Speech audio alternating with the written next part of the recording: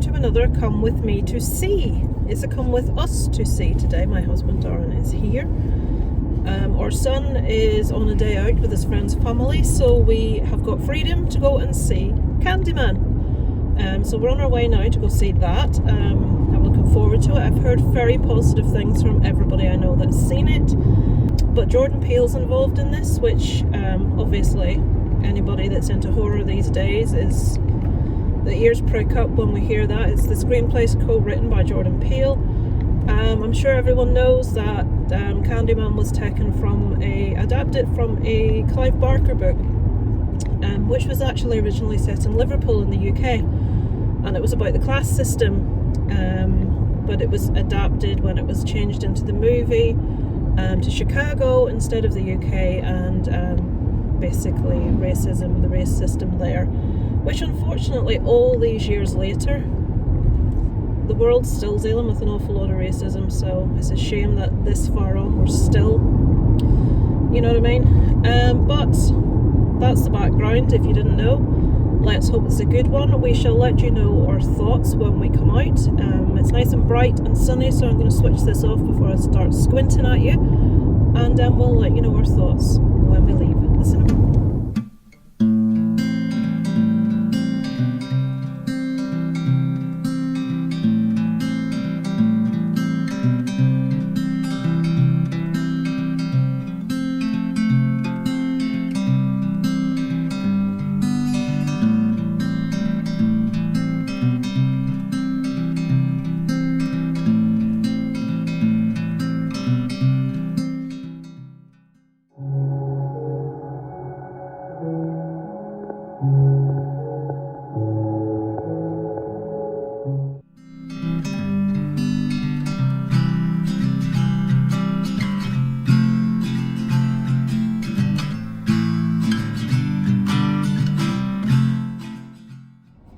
Okay, so we're out. So I've seen Candyman. So before I tell you what I think, I haven't asked Darren what he thought of it. Our basic premise is you can disregard movies 2 and 3, which I've never seen anyway. We have a lot of the original 92 movie backstory. I'm not going to give any spoilers, but the story follows like a young struggling artist who is basically stuck in a rut of when he used to be good and he's not coming up with anything new. Him and his partner is like, does she like... she curator. Yeah, she works in the museum. She doesn't own it, but she works there. And in the process of being told a bit of a spooky story, an urban legend about Candyman, he gains some inspiration and becomes quite enveloped in this whole urban legend of Candyman and what it is, and he goes to visit Cabrini Green and all that sort of stuff. So that's basically the premise of the story. That's how Candyman's brought back into it. There are little twists here. They tie stuff from the first movie together, which was quite clever. You can very much see Jordan Peele's influence nearing the end of the movie. There's a specific scene, I'm not going to say anything that spoils it, but if you've seen it, the scene with the cop car near the end of the movie, little bits of dialogue that is so Jordan Peele, even the soundtrack, and I would have loved to have seen more of that. It was very creepy. It was just the dialogue, the wording used was awesome. I loved it. I thought the rest was quite linear and quite typical. A lot of people have said it's a spiritual sequel to the Candyman. I liked a lot of aspects of it. The acting was all first rate, cinematography was really good, effects were fantastic, but it didn't blow me away as much as I wanted it to. Nearing the end, as I say, you could really feel Jordan Peele's influence, and I loved that. But I would say it was good. I'd say it's a 7 out of 10. I would have liked to have said it was a bit more, but I'll give it a 7. Also, something that's very important to note is, and I don't quite know how I feel about this, and maybe I shouldn't, I can only see half her face again, and Darren keeps doing this, and I can see half his face. I maybe don't have a right to have an opinion about this, but they do very much take the original movie, which obviously is about racism. It's set in Chicago, like I said earlier, and on one hand I like what they did, but on another hand I'm feeling, is that cheapening the issue? Where Candyman isn't really supposed to be seen as a fictional person that once existed and X, Y, and Z happened to him. Candyman is supposed to stand for basically really horrible things that have happened to various people of colour throughout the years and ages. Unwarranted, undeserved, horrible. And it's like a thing handed down to kids year after year, and all these people have undergone these horrible things. And I'm thinking, yeah, I like the fact that we're talking about that and it's important, but is linking these real atrocities to a 90s kind of slasher movie cheapening the issue a bit? I don't know if I've even a right to say that. I don't know how anyone that this actually personally affects feels about that. I'd really like to hear your viewpoints, but it's an important message, but is it a little bit of a flippant way we're trying to portray it? You know what I mean? That's what I took from it. What did you think? It seemed to... I thought it was going to be an all-out slasher. Oh, I knew it wasn't going to be a slasher. But that's what it's Candyman. It's supposed to be a slasher, and they've gone for the social commentary side of things. That's why they call it a spiritual sequel too. Never heard that was a good one. That's a spiritual sequel on Steelbook. I didn't want to see a slasher. I wanted to see more, but no, I wanted to see a slasher. Yeah, well, I just didn't quite grasp. I can see what they were trying to do, and I can't give any spoilers, but did you not feel it worked? No, I didn't at all. Right. I think I liked it more than Darren did then. Can I add a bit that you can cut out? Or you might not cut out? You can put it in, I might cut it out. Well, if it was... he came through social injustice, and his story is now to be told, they're then saying, well, tell his story so he can keep killing. That was a good cut, wasn't it? I've cut out all of that we just discussed, because it was spoiler. Yeah. So can you come over this way a little bit? Ooh. It was spoilerific, that was. What Darren was basically trying to say in non-spoiler of a way, correct me if I'm wrong, and he has a point, there was very much the angle of we need to say his name, we need to keep talking about him because these things have happened throughout the ages, and this is just awful. And that part I get. But the person that's doing it, the physical manifestation of Candyman, is just going about killing people, innocent people that haven't done anything other than say his name.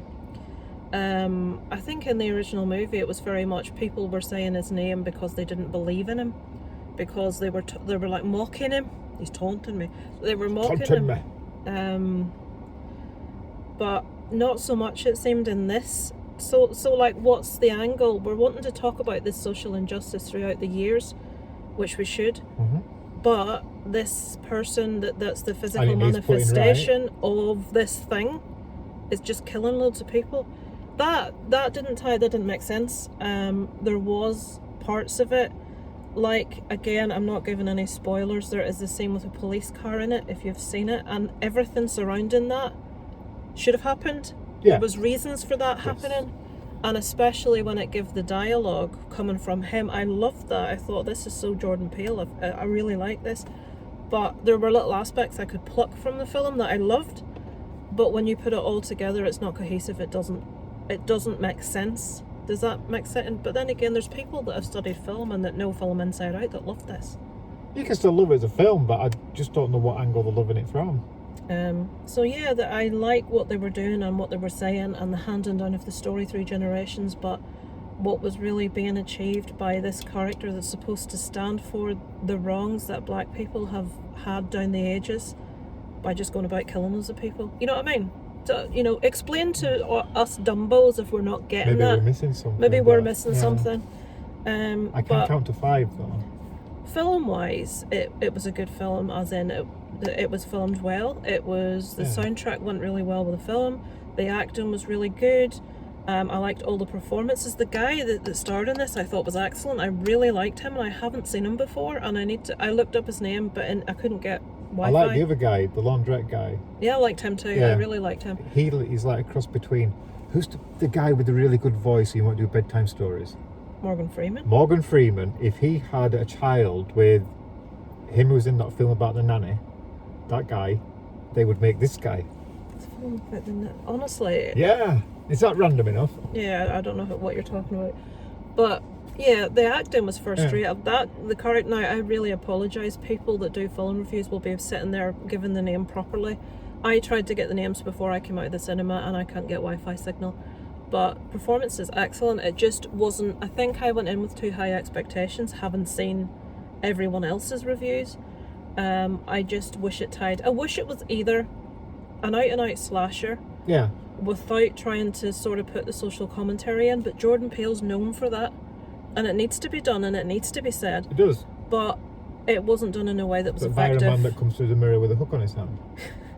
But not in a way. I just don't feel that that's what the original story was meant to be. I know it was moved from the social class structure in England to about the racial situation in the US. Well, anywhere. We don't, we have it everywhere. But I don't know. The two things didn't gel. I wanted to like it. It's just a personal thing, I think. I think a lot of people will like it. It's a well-made film. There's nothing really we can criticise from a filmmaking point of view. Just the plot didn't gel for us. I think I wouldn't say it's a waste of time. I wouldn't say don't watch it. I wouldn't say it's terrible. It's not. I just would have liked a little more depth about it. Or it to make sense a bit more. If the guy that was doing all this shit just killed bad people, if he killed people that deserved it, if he killed people where it was making a point of, you're a complete and utter arsehole, here you go, have a bit of that, then yeah. Have it. But just anybody, like kids that say Candyman in the mirror, and I don't mean children, don't worry, you're not going to see any children killed in this.